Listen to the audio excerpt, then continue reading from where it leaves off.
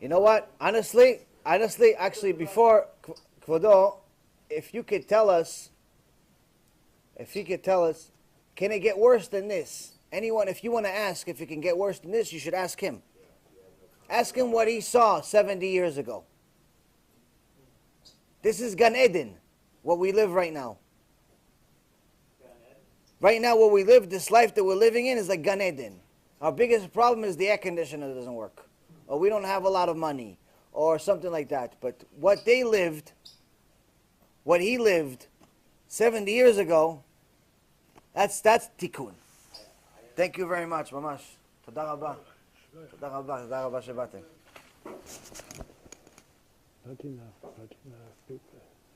Not enough people. I wonder why. You tell me, right? בעזרת השם. לא מוכנים. בעזרת השם. נדבר. בסדר. בעזרת השם נדבר. ממש, תודה רבה, תודה לכם.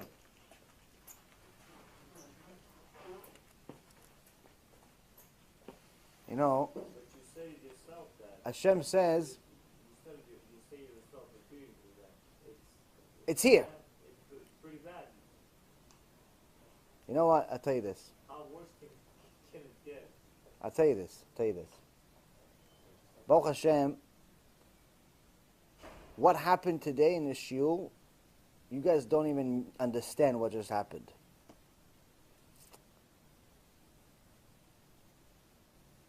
This shul wasn't supposed to happen, Bechad. It's Monday. We don't have shuls on Monday.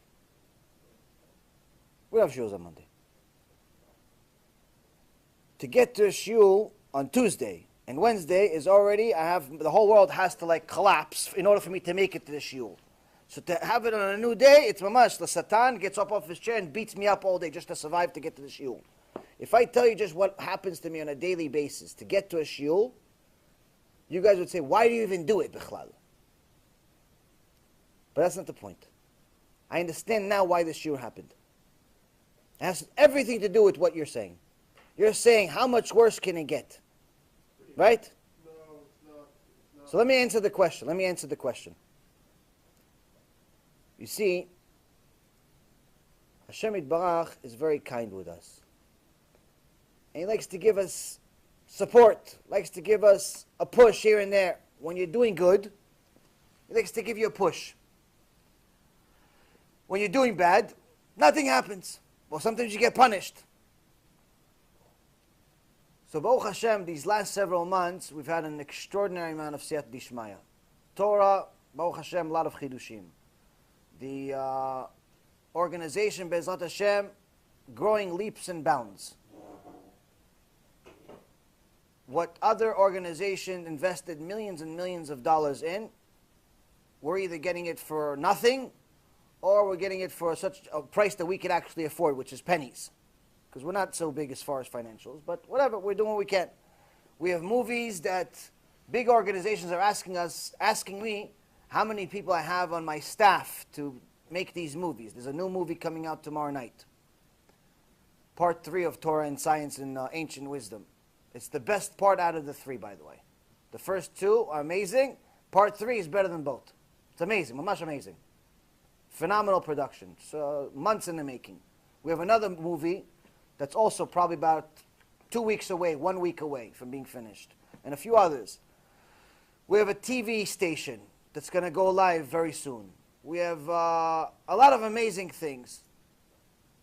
A few books and so on. But Tachlis is, how do you know it's working? How do you know it's working? So once in a while Hashem sends you a gift and He says, listen, letters come in. I started watching your shiurim, I keep Shabbat. I started watching your shiurim, I kept Yom Kippur. I started watching shiurim, I took off the wig. One woman, Baruch Hashem, just 2 weeks right before Rosh Hashanah says, I bought a wig. A day later, after I bought a wig for thousands of dollars, I saw your shiur about wigs. The wig is in the garbage right now. Now this is a person that's worn wigs her whole life. It's not like it's the first wig. Whole life she's wearing wigs. She saw shiur, said, I know it's true. It's hard for me. It's hard for my husband, but I know it's true. wig goes in the garbage. So you're seeing siyat dishma, you're seeing mamash, there's results every day, Baruch Hashem. But you ask the question, how much worse can it be? Sinners we have. Plenty of sinners, unfortunately. The chidush we got today from Rav Ephraim and the Zohar Kadosh was that at the end of times, I don't know if you were here yet, but at the end of times we're going to make so many sins that we're going to lose all of our zchut avot. Any merits that our forefathers have that we're still surviving on will run out. Run out. Meaning, we won't go from trouble to disaster. So you asked, how much worse can it get? Now I have people that watch the shurim, all parts of the world. Tahiti, Australia, Israel, all over the US, UK, Hasidic people, Ashkenazi, Sephardic, religious, atheist. I actually even have a couple of people from Arab countries, from Abu Dhabi, from Saudi Arabia. I think I have one guy. One guy in Afghanistan watches the shiurim. No, I actually have people that are they even actually donated a few dollars too. It's unbelievable. Like, so, okay, watch the shiurim. Okay, maybe just somebody's like looking to assassinate me, but actually donating money. It means they actually like the shiurim. So now people from all kinds. But for the first time, today you got your answer live. You asked how much worse can it get, right? So Hashem sent you a Holocaust survivor.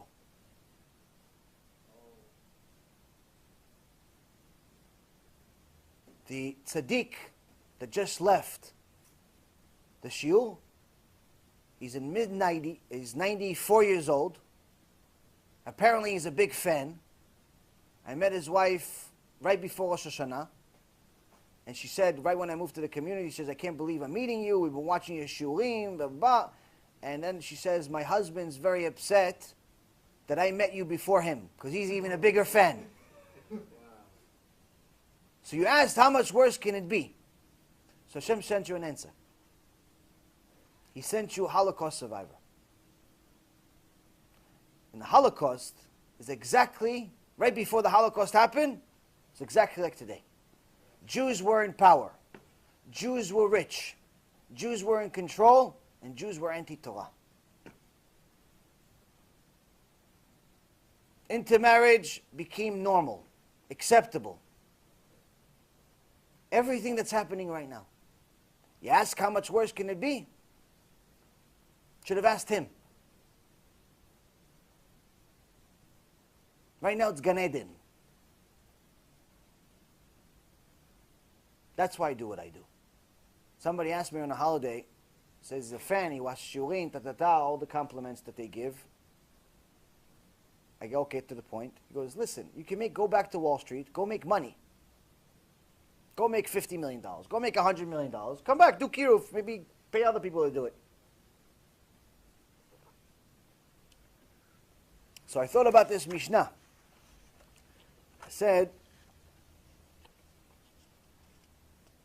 let's say we listen to this guy. I go back to Wall Street and I go make money. But then this Mishnah came up. And the Mishnah says, if you fulfill the Torah despite not having any money, despite being poor, despite not having a penny, despite not knowing how you're going to survive next month, next week, next day, eventually you'll have wealth. What kind of wealth? It could be material, it could be spiritual, it could be both. But if you neglect the Torah because you're chasing wealth, eventually you'll have poverty. So yes, I go back to Wall Street. Be like these guys.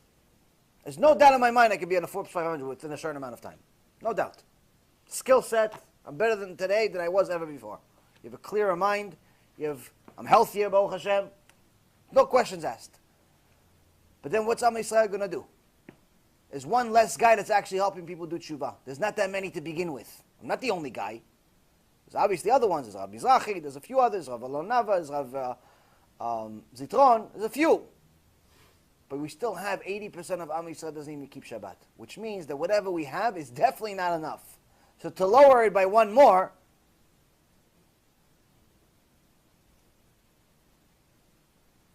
so how much worse can it be? Much worse. That's why we don't go back to Wall Street. That's why I don't care about money. That's why it's not some big gdula. I'm not some big tzaddik, or big nothing. It's just the reality. What he lived, I dream about. That's what's possible. That's what's likely. And whoever's going to survive is the ones that actually listens to this Mishnah. Everybody else, it's a disaster.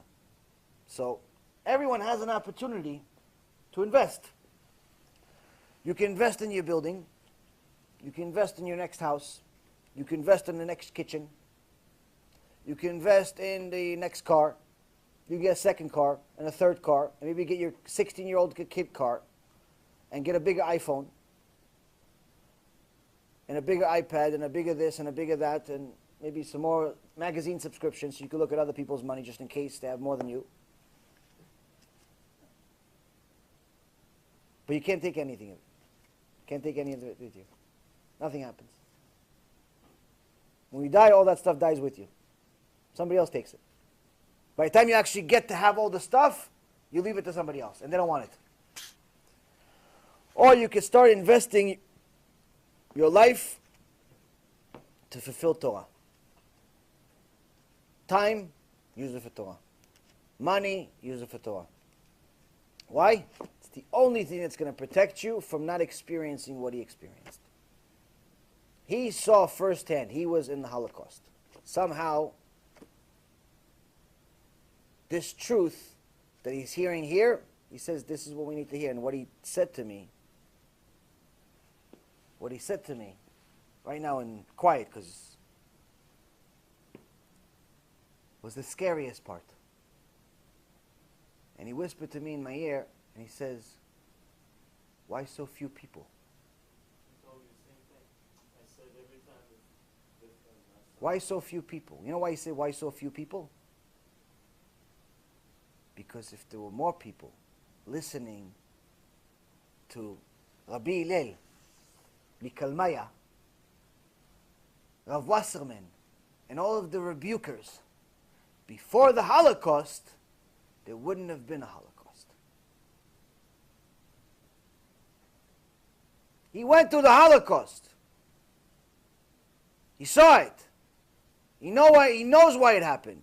He didn't say one time when I mentioned the Holocaust is God did it. He didn't say no. He knows why it happened. He knows very well why it happened. And that's why he's asking, why so few people? Because if there was more before the Holocaust listening to the truth of Torah, there wouldn't have been a Holocaust. There wouldn't have been. There's two options in the days of Mashiach. Good way, bad way. Good way, everybody does tshuva. Bad way, Gog uMagog. Disaster.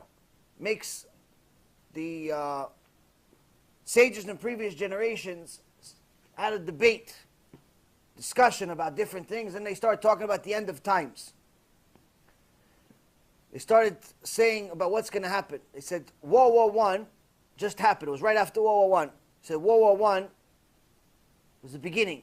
The next war is going to make World War I seem like a kindergarten game.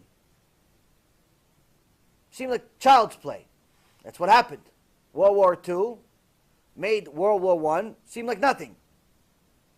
And they said that Gog uMagog is going to make World War II seem like child's play. So I asked the same question. Why so few people? Why so few people? Why are people still wondering, should I give $10 or should I save it for my IRA account? Should I donate the $1,000 to the Bet Knesset so they could tell, oh, look, this guy bought an aliyah for 1,000, for 5,000, for 50,000. Or should I donate $20 to go help somebody do tshuva? At the Bet Knesset, everybody has money. Everybody has money to buy aliyah during the holidays. Everybody has money. Even if you don't have money, you have money. You're going to buy an aliyah. Why? Because you want to show everybody else you have money. Contest, 500, 5,000, 5 this, 5 this. Everybody wants to show they have money. To save souls from going to the Holocaust, $20. Sorry it's so little, I'll have more next time. Why so few people? That's what he said. Why so few people? What happened? What happened? Where are they? They're donating in the Bet Knesset, kissing the Sefer Torah, and Hashem says, don't kiss me, just listen to me. So, next week, I don't know if we're going to do a shiur on Sunday or Monday, because there's Chag Tuesday and Wednesday. But B'ezrat Hashem, I'll try to do my best to do a shiur, probably most likely Monday. If we do a shiur on Monday, B'ezrat Hashem, mamash, it's going to be a big mesirut nefesh to get it done. If we do a shiur Monday, I want each one of you to do everything you possibly can. If you have to beg, beg. Bring at least 1, 2, 3, 4, 5 people with you. Why? I don't want to hear what he said again. I don't want to hear why so few people. Because he knows. He saw it. I just dream it. You understand? When the guy saw Gehenom tells you what it looks like, you start listening. You understand? Any questions? Baruch Adonai leolam. Amen ve'amen.